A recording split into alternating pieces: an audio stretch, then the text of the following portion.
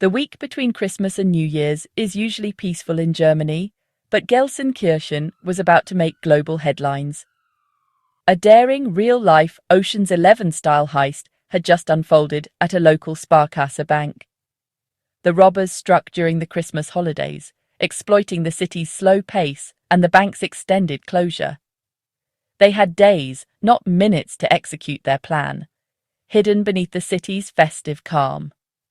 When the bank reopened, chaos erupted. Thousands of safe deposit boxes had been emptied. This wasn't just about stolen money. Family heirlooms, memories, and irreplaceable treasures vanished. For many, it was a personal tragedy, a violation of trust and history. The heist was so meticulously planned that police suspected inside knowledge and professional expertise. The gang left almost no clues, vanishing like ghosts and leaving the city in shock. The hunt for answers, and the thieves, had only just begun. The Sparkasse branch targeted was a symbol of trust for ordinary Germans, not a fortress for the wealthy. Located in a busy area, it sat next to a multi-story parking garage, an unremarkable detail that proved crucial. The thieves exploited a shared wall between the garage and the bank's basement vault. This wasn't a random hit. The gang had studied the building, pinpointing its one true vulnerability. Inside, over 3,000 safe deposit boxes were protected by thick concrete and advanced security. At least that's what everyone believed. The bank's defenses focused on the front, never expecting an attack from next door. The robbers bypassed alarms and cameras by coming through the wall, not the door. Their plan outsmarted the very philosophy of the bank's security. The vault, once thought impenetrable, was now the scene of Germany's most shocking bank robbery. The city's sense of safety was shattered overnight. The gang's entry was both simple and ingenious. Using industrial drills, they bored through the concrete wall from the parking garage into the vault room. The operation took days, hidden by the holiday lull and the deserted garage. They worked in darkness, undisturbed, with heavy equipment smuggled in unnoticed. The hole they created was a secret doorway, straight into the heart of the bank. By bypassing the main vault door and all its sensors, they gained direct access to the safe deposit boxes. This move required blueprints or inside information. It was no lucky guess. Police quickly suspected the gang had detailed knowledge of the building's layout. The method was bold, calculated, and left investigators convinced of an inside job or stolen plans. The thieves' precision and confidence stunned even seasoned detectives. The stage was set for one of the most thorough robberies in German history. With their secret entrance, the thieves had the entire holiday weekend to work undisturbed. Inside the vault, they faced over 3,000 locked boxes, each one forced open, one by one. This was no smash and grab. It was a systematic, relentless operation.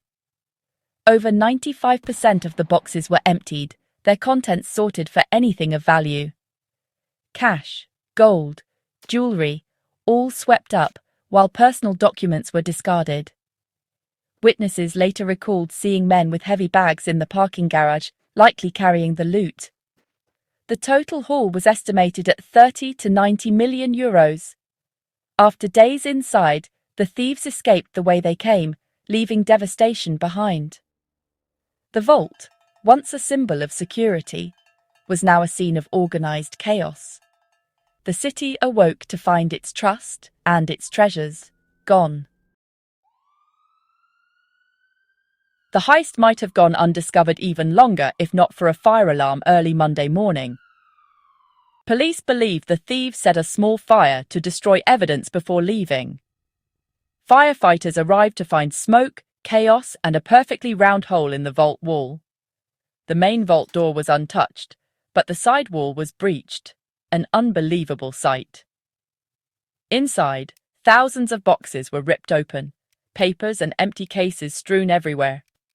The bank was sealed off as a crime scene, and news of the break-in sent shockwaves through the city. Ironically, the fire alarm meant to erase evidence was what alerted authorities to the crime. Without it, the robbery might have gone unnoticed for hours longer. The investigation began, but the thieves already had a significant head start. Gelsenkirchen was left reeling from the scale and audacity of the crime. As news spread, panic and heartbreak gripped Sparkasse's customers. Hundreds gathered outside, desperate for answers about their lost valuables. The bank set up hotlines, but with over 3,000 victims, help was slow to arrive. Many had stored life savings, gold, and heirlooms, far exceeding the bank's standard insurance of just over €10,000. For most, this meant recovering only a fraction of what was lost. The sense of betrayal was twofold. First by the thieves, then by the system they trusted. Tensions ran high, with some customers lashing out at bank staff. The insurance gap exposed a painful truth. Many didn't realize their valuables weren't fully protected. The emotional and financial fallout was immense, and for many, just beginning. The heist left a scar on thousands of ordinary families. Behind the headlines were stories of personal loss. One elderly woman lost her late husband's wedding ring. Irreplaceable, not for its gold, but for its memories.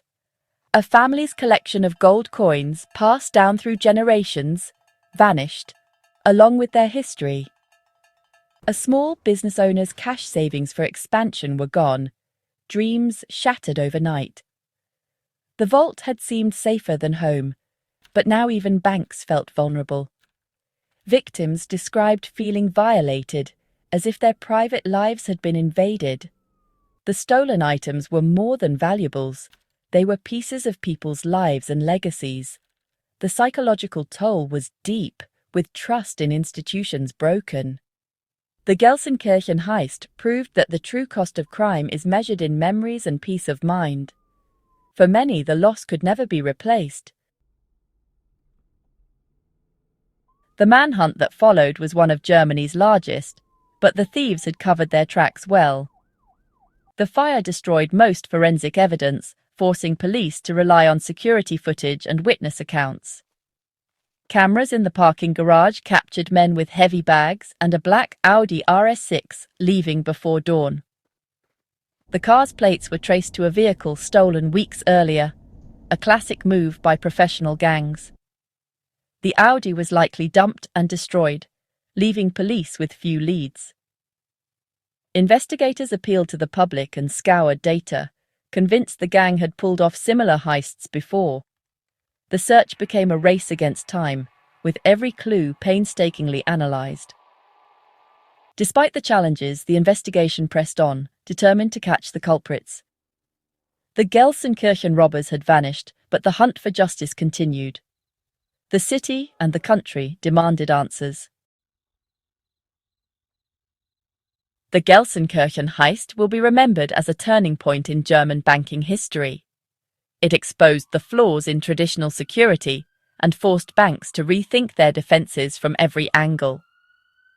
Seismic sensors, better surveillance, and new protocols became urgent priorities.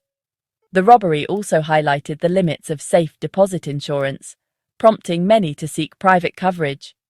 Trust in banks as impenetrable fortresses was shaken, and customers learned hard lessons about risk. The thieves remain at large, and the victims are still rebuilding their lives. The heist blended old-school brute force with modern planning, proving classic robberies can still shock the world. Its legacy is a permanent shift in the battle between security and crime.